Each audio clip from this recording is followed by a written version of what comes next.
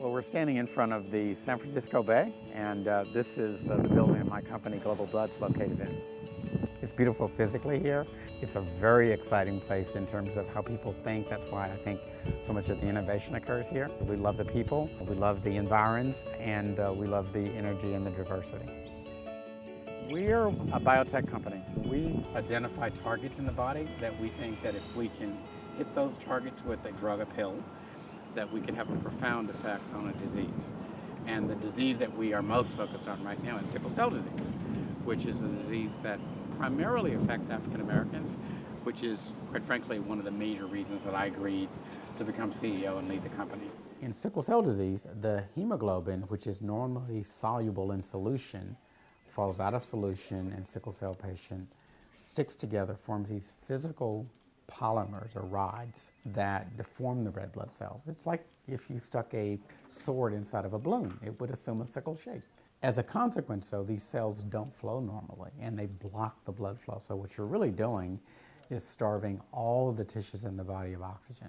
So over time you get death of essentially all the organs in the body, the brain, the heart, the kidney, and as a consequence, people with sickle cell disease have a lot of pain, a lot of discomfort, and they live, on average, probably 2 to 3 decades shorter than you and I live. So the main project is a small molecule that we call GBT440. 440. Yeah. So does that mean you tried 439 times before you got to that one? That's exactly right. The molecule actually works by binding to hemoglobin, which is the protein inside the red blood cells, which carries the oxygen. And the problem in sickle cell disease is these proteins stick together.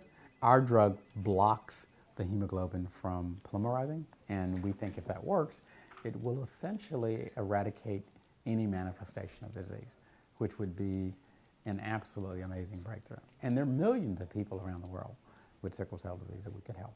I'm a cardiologist by training, so I primarily focused on heart disease. I think the things that I liked about being a cardiologist are the same things that I like about being in the business world. I love the really, really bright, talented, creative people that were part of the research at Harvard. I love the camaraderie and the focus on helping patients in the clinic. One of the sayings that someone taught me a long time ago in biotech was, we can do well by doing good. So if I were to summarize in one sentence what I want this company to do is doing good. Focus on helping patients with serious problems and do it fast and do it really well and you'll win.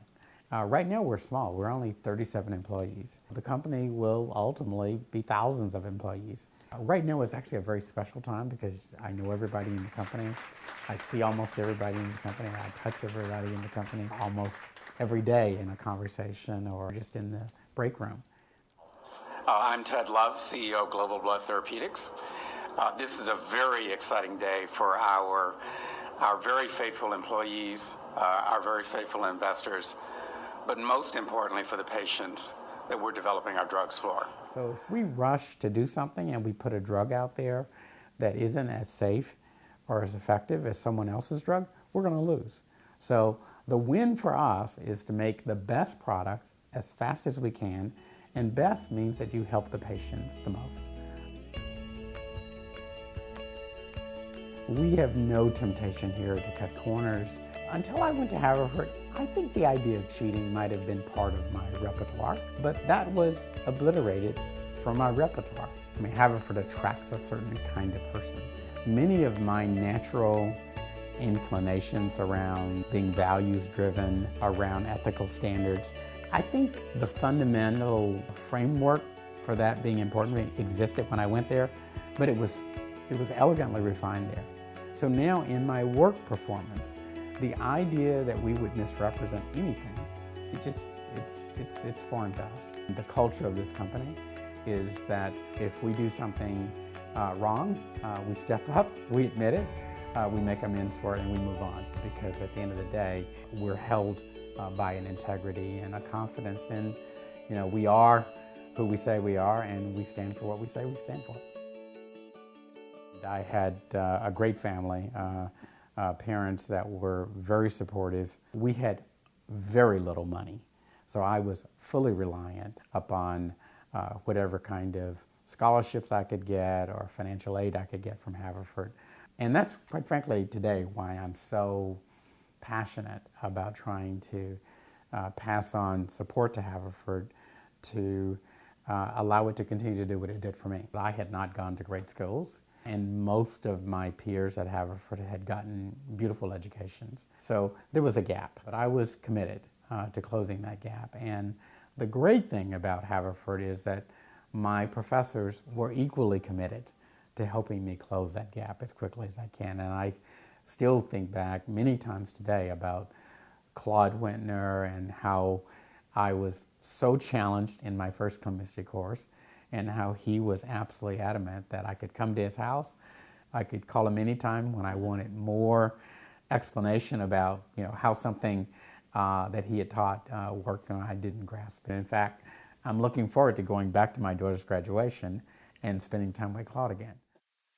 Probably the best thing that I learned at Haverford is an emphasis on really understanding things at the deepest level that you can understand. The benefit of when you really understand something well, you can re-engineer it, you can build on it, or you can invent something that's better. Well, essentially what our chemists do is think about molecules that we've made, think about changes in those molecules that we think may be attractive, and then they come here and work in their hood and actually synthesize them. And it's not easy. I'm incredibly lucky. I've got a great family, starting with Joyce, my wife. We've got two daughters. Alex, who is a senior at Haverford and graduating in a few weeks. We're very excited about that. And her sister Samantha, who's also at Haverford as a sophomore. And then I also have a third daughter who was actually born before I was a student at Haverford, born when I was about 16 years old, Kisa. And Kisa and her husband and her three daughters also live here in the Bay Area. Fundamentally, I believe our girls have seen how much I love Haverford, and they've seen how important Haverford has been in shaping who I am in my career. And I think they admired that and were interested. I think they fell in love with the physical beauty of the campus, and they also fell in love with people that they met there. We didn't push hard, but I can tell you that they really love being students at Haverford. What we want is for them to get a great foundation in terms of an education, but also to grow and develop as young people. Our youngest daughter, Sammy, talks about how her confidence in herself and her capability to do things has vastly increased at Haverford. You get presented with things at Haverford that you feel you can't do, and you do them.